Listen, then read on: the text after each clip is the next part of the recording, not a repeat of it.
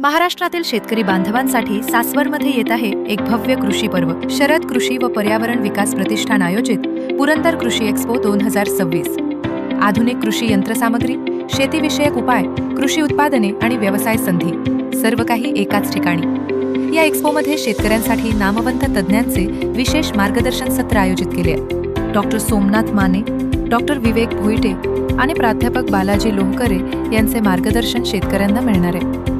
तसेच श्री जयदेव बर्वे, श्री शेखर गायकवाड आणि श्री प्रतीक मोरे यांचेही उपयुक्त मार्गदर्शन होणार आहे. शेतीतील नवीन तंत्रज्ञान, कृषी उत्पादने, तज्ज्ञांचे मार्गदर्शन आणि व्यवसाय संधी जाणून घेण्याची ही सुवर्ण संधी आहे. कृषी एक्स्पो सोबतच ऑटो एक्स्पोमध्ये विविध वाहनांचे नवीन मॉडेल्स, माहिती आणि बुकिंगच्या संधीही उपलब्ध असतील.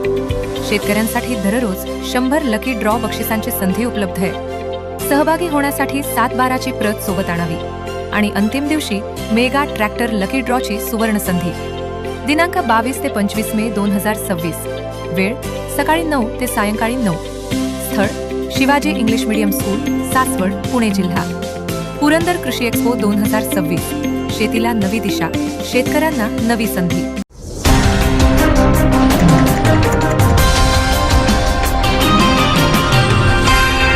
संध्या लाईव्ह, आवाज महाराष्ट्राचा.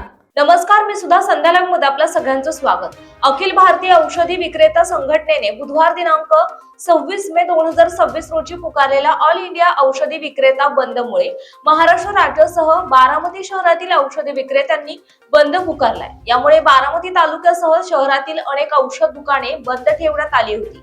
अखिल भारतीय औषधी विक्रेता संघटनेने पुकारलेल्या बंदबाबत बारामती तालुका केमिस्ट अँड ड्रगिस्ट असोसिएशन यांच्या वतीने औषध विक्रेत्यांच्या भावना शासनापर्यंत पोहोचाव्यात अशी नम्र विनंती करत माननीय तहसीलदार बारामती यांना निवेदन देण्यात आलंय. मेडिकल बंद आंदोलन आहे, पूर्णतः देशभर बंद पुकारण्यात आलेला आहे. आज पूर्ण भारतभर देश बंद पुकारण्यात आलेला आहे. कारण काय, औषध व्यवसाय हा चालतो ड्रग अँड कॉस्मेटिक ऍक्ट 1940 प्रमाणे.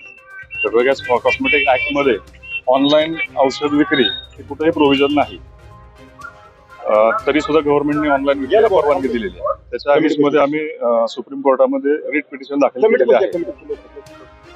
कोर्टात स्टे आलेला आहे त्याला, तरी सुद्धा ऑनलाईन औषध विक्री चालू आहे. त्याच्या अगेन्स्ट मध्ये आम्ही ऑल इंडिया बंद पुकारलेला आहे. पूर्ण भारतभर तालुका, जिल्हा सगळे मेडिकल बंद आहेत.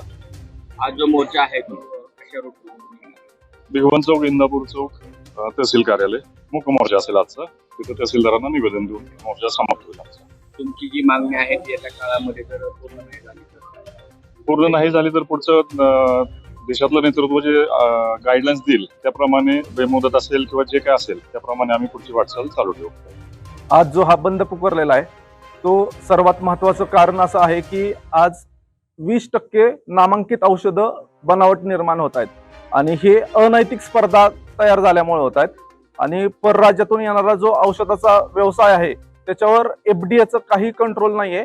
तर त्याच्यावर आमची अशी रिक्वेस्ट आहे की हा जो अनैतिक व्यापार आहे, जसं टर्मिन इंजेक्शन आहे, तर ते आमच्या बारामती असोसिएशनचे कोणतेही केमिस्ट बंधू हे विकत नाहीत, पण याचा वापर खूप मोठ्या प्रमाणात आहे. तर याच्यावर कंट्रोल झालं पाहिजे अशी आमची मागणी आहे.